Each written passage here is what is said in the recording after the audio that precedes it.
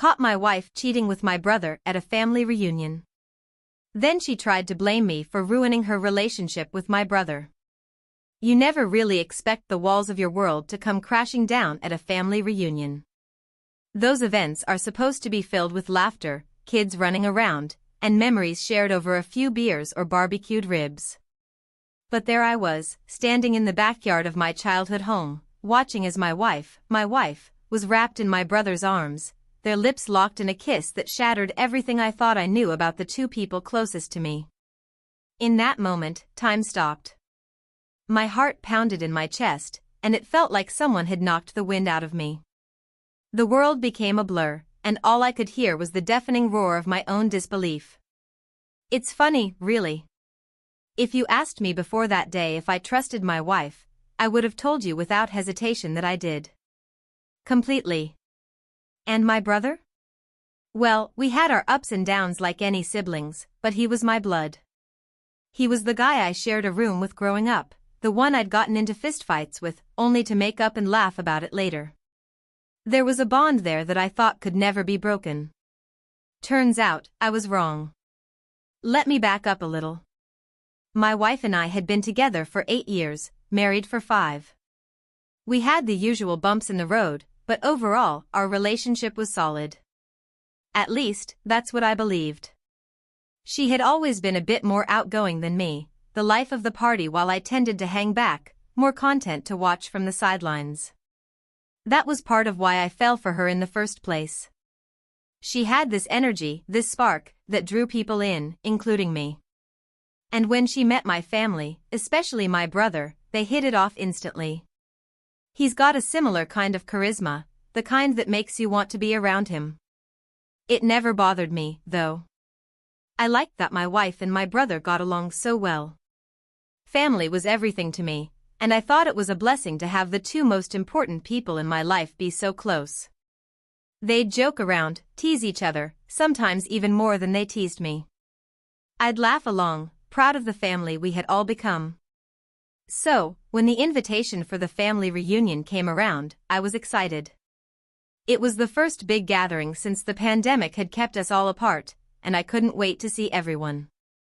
My brother had been away for work, and we hadn't had much time to catch up, so it seemed like the perfect opportunity to reconnect. I had no idea what was brewing beneath the surface. The day started out normal enough. We arrived at my parents' house, and there was the usual flurry of activity. Hugs, jokes, food everywhere. I helped my dad set up the grill, while my wife mingled with everyone, flashing that smile of hers that always seemed to light up a room. My brother arrived a little later, and there was that familiar rush of energy when he walked in.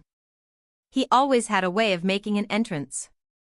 The first few hours flew by, filled with laughter and stories. It wasn't until late afternoon that I started to notice something off. I couldn't put my finger on it at first. My wife and brother had always been friendly, but this was different.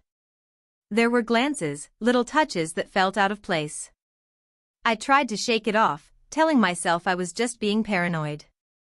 Maybe I'd had one too many beers, or maybe I was just in a weird mood. But then it happened. I went inside to grab another drink, and when I stepped back out into the yard, there they were, tucked behind a shed where they thought no one could see them. But I saw them, and what I saw was undeniable. My wife and my brother, locked in an embrace that made my stomach turn. It wasn't just a quick kiss, it was full of the kind of passion that left no room for doubt about what had been going on behind my back. I don't know how long I stood there, frozen. It could have been seconds, or it could have been hours. But eventually something snapped inside me, and I stormed over to them. My brother was the first to see me, and he stepped back, his face pale. My wife, on the other hand, didn't even have the decency to look ashamed.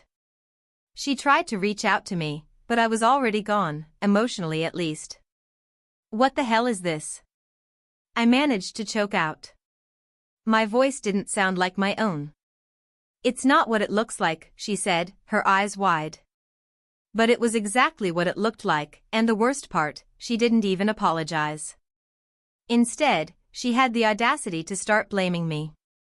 She actually said that I was the one who had driven her away, that I had been distant, that I didn't appreciate her enough. And then, like a slap to the face, she dropped the bomb. She blamed me for ruining her relationship with my brother.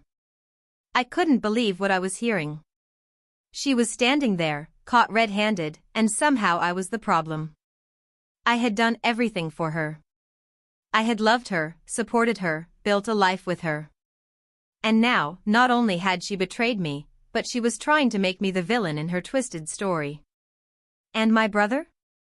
He just stood there, silent, like a coward. He didn't even try to defend himself. It was like he knew there was nothing he could say to make it better, so he didn't bother trying. The days after that were a blur of anger, betrayal, and heartbreak. I packed a bag and left the house, needing space to think, to figure out what the hell I was supposed to do next. My wife, soon-to-be ex-wife, tried to reach out a few times, but I couldn't bring myself to respond. There was nothing she could say that would undo the damage she'd caused. And as for my brother? He's dead to me now. I haven't spoken to him since that day, and I don't plan to.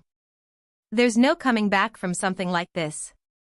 But here's the thing, betrayal like this, it doesn't just hurt. It changes you. It makes you question everything. Your marriage, your family, even yourself. I found myself replaying the past, wondering if there had been signs, if I had been blind to what was happening right in front of me. Had there been something I could have done to stop it? Was I too trusting, too naive? The truth is, though, it doesn't matter. Because in the end, the blame lies with them. They made their choices, and those choices tore my family apart. The divorce is still in progress. It's messy, as these things tend to be. But I've found some small measure of peace in knowing that I deserve better than what they gave me. I deserve loyalty, honesty, and respect. Things my wife and brother clearly didn't value. People have asked me if I regret going to that family reunion, if I wish I had never found out.